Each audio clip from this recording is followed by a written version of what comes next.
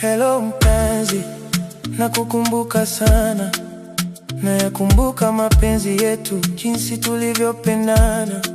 Ilikuwa sisi kila siku, Adamu na Hawa, hatukuona tukitengana. Oh, leo hii umeshaoleka, uko na watoto wawili, lakini unateseka mama.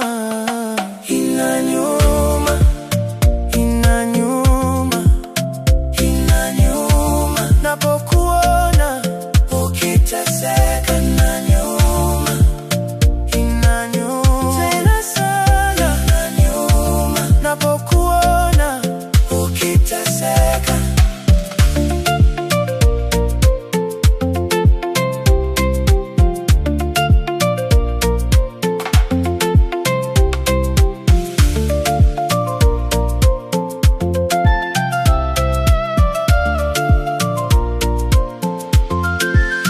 Kwanza nasikia mume wako ni mlevi, amekutekeleza, amekugeuza kuwa ngoma.